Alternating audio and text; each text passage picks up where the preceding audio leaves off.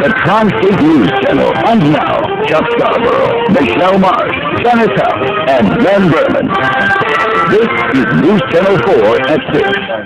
Hitman or holy man? Can this minister's tales of his life in the mob be trusted? A former New Yorker is traveling the country telling church groups a dramatic story of his journey from mafia to minister. Tom Papania's tale resonates with believers.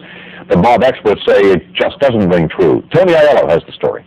On a January night in Georgia, inmates from the local jail join a Capeci crowd to hear a story of crime and redemption straight from the streets of New York. Use me tonight, but nothing but your words can fall from my mouth. Tom Papania says his words have helped save countless souls. Millions have listened, in person, on the James Dobson radio program, and on a video of Papania's life story, from mafia to minister.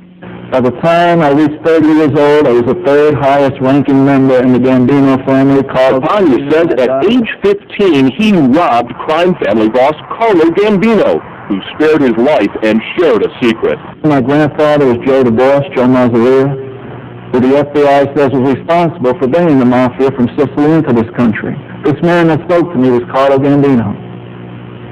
He told me he was going to take me on like a son.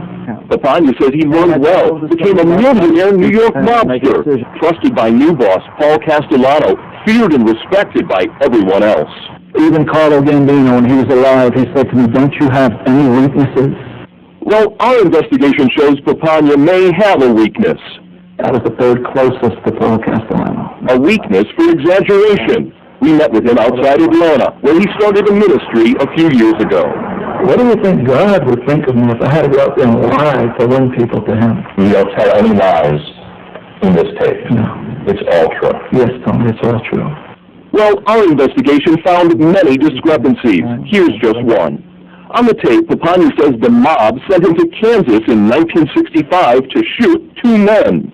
I went there, shot both the men. Papania says the mob turned him in to test his loyalty, but he kept his vow of silence while spending 5 years in a brutal prison for the shooting. When I was loyal, they knew they could trust me.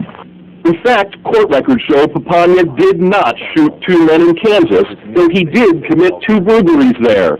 And as for his mafia connections, during a 1987 trial in Atlanta, Papania, by then a born-again Christian, denied under oath he was a member of the mob. They're asking me, are you a member of the Gambino family? In 1987, I was not. A prosecution source says Papania was asked about past associations and testified he had nothing more than informal ties to the Gambino family. A law enforcement source says Papania was friends with Castellano's bodyguard, but the source calls Papania a mob wannabe. Most of it seems to be in his imagination, as far as I can tell. John Jay College organized crime expert Jerry Capeci has studied and written extensively about the Gambino family. Except for this ministry that Papanier runs, I haven't heard any mention of him at all in any connection with the Gambino Crime Family. Papania now admits getting some dates and events wrong in his Christian testimony, but... So I made a few mistakes with a few words. But all the things that I said happened in my faith, you can bet your life happened. After our interview, Papania said he could take me to his office and show me a half-dozen letters from Hollywood studios, offering him thousands and thousands of dollars for the rights to his story. But when we went to his office, Papania couldn't find the movie offers. He promised to fax them to me in New York. He still has not. Tony Aiello, News Channel 4.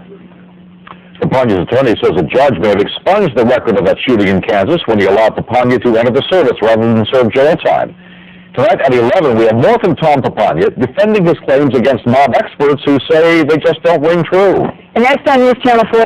In a culture fascinated by the mob, a former New Yorker is finding a lot of willing listeners. We first told you at 6 about Tom Papania, who claims he scaled the heights of the Gambino crime family, then gave it all up and God saved him. Mob experts say it's a very tall tale indeed. Tony Aiello reports. For the few exceptions where a slip of the tongue, a wrong word here and there, basically the story is true. Evangelist Tom Papania defending the claims on his widely distributed videotape called From Mafia to Minister. By the time I reached 30 years old, I was the third highest ranking member in the Gambino family. Papania claims to have been a trusted associate of New York mobsters Carlo Gambino and Paul Castellano. Says he committed crimes. I went there, shot both the men. And made millions of dollars during a notorious Mafia career. Even Carlo Gambino, when he was alive, he said to me, "Don't you have any weaknesses?" Well, our investigation shows Papania may have a weakness for exaggeration. Most of it seems to be in his imagination, as far as I can tell. Mob expert Jerry Capeci says in his extensive research into the Gambino family, he's never come across Papania's name. He was not a major player in the mob, even a major player among mob wannabes, as far as I can see. Our investigation found many discrepancies in Papania's story. Some are small. They came to this country, and He often tells audiences his parents were born in Sicily. He admitted to me they were born in New York.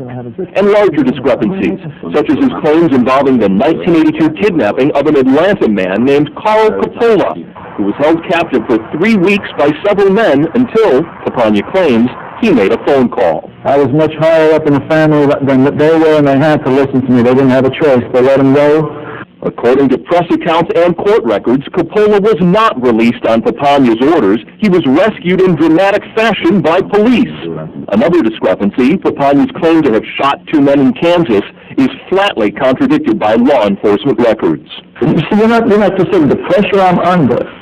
When I got to put this testimony in 60 or 90 minutes, I'm going to make mistakes. Papania insists the gist of his story is true, but says he'll soon update his video to clean up some slips of the tongue and clarify his position in the Gambino family. I was the third closest to Paul Castellano, not the highest.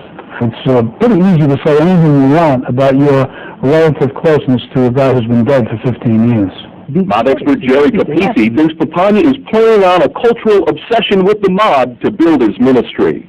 There is a fascination with the mob. There is a desire by some people to have something to believe in, and he's made it so. When people hear the truth and know the truth, that's what sets them free. And we've had enough lies throughout the years. We need the truth. I'm out there doing nothing but good from the goodness of my heart, okay? Giving more away than I'm getting. What is wrong with it? What am I doing wrong? Tony Aiello, News Channel 4. Papania's story probably reached its greatest audience in December of 1996 on the popular Focus on the Family Christian radio show. That ministry says it got thousands of requests for copies of Papania's testimony. It no longer provides the copies, though, citing recent controversy over Papania's claims.